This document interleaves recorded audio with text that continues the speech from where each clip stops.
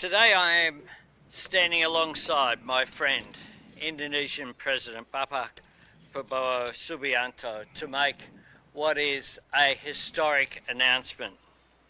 The governments of Australia and Indonesia have just substantively concluded negotiations on a new bilateral treaty on our common security.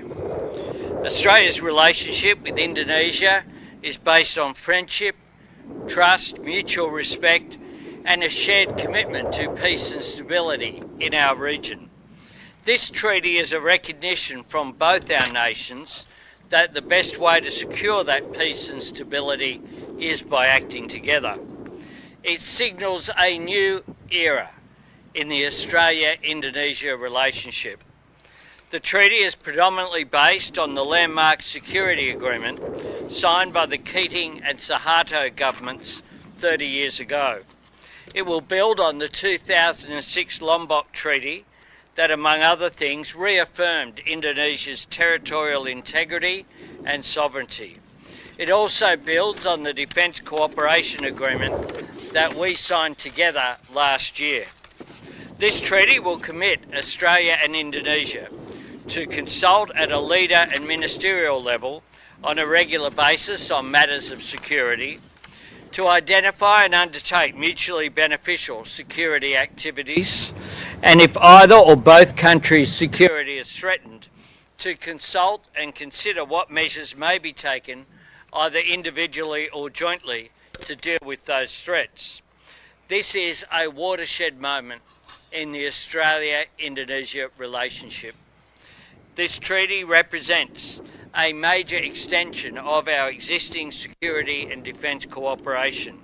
It shows the relationship is as strong as it has ever been. And that's a great thing for our region and for the people of both Australia and Indonesia. I hope to travel to Indonesia in January next year at the President's invitation to formally sign the new treaty after it has gone through our domestic processes. I'll now hand to the President for his remarks. Thank you. Honourable Anthony Albanese, Prime Minister of Australia, Ministers, high-ranking officials, senior officers of the Australian Defence Forces, Australian Navy, Captain of the HMAS Canberra,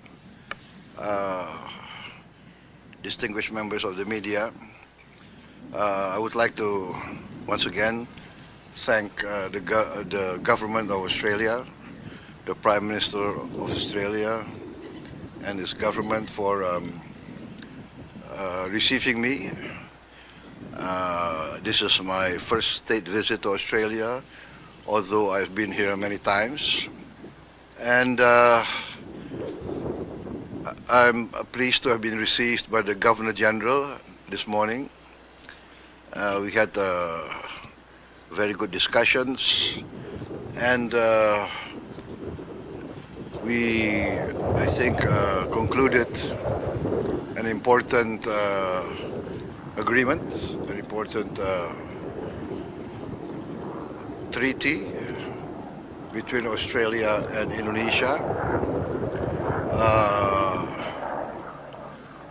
committing ourselves to close cooperation in the defense and security field, and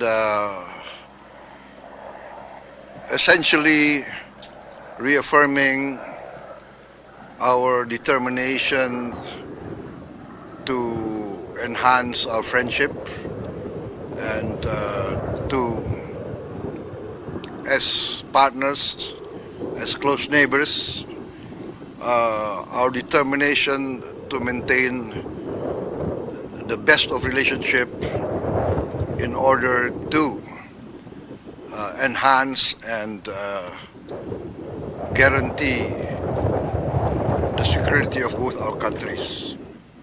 I think essentially that is the purpose. I mentioned many times that we cannot choose our neighbors, especially especially countries like us.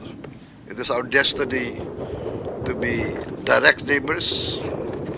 So let us face our destiny with the best of intentions. I believe in the good neighbor policy. Good neighbors are essential. Good neighbors will help each other in times of difficulties. And in the Indonesian culture, we have a saying, when we face an emergency, it is our neighbor that will help us. Maybe our relatives will remain far away, but our neighbors are the closest, and only good neighbors will help each other. I think that concludes my remarks. I better not speak too much. As politicians, we tend to speak a lot in front of the media. But once again, Prime Minister, Deputy Prime Minister, thank you very much for receiving me in such a grand manner. You know, I think your intelligence is very good. You know that I like bagpipes, so I'm received by bagpipe, and thank you very much. Thank you, sir. Thank you.